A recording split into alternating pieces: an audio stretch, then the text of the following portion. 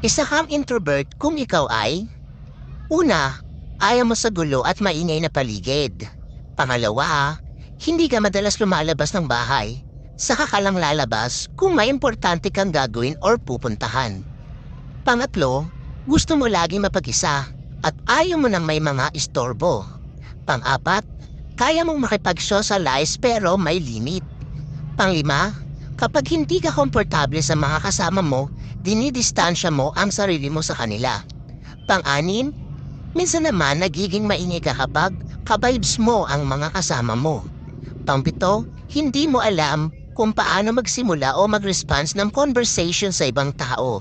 Kaya madalas ngumingiti ka na lang o di kaya tatahimik ka na lang.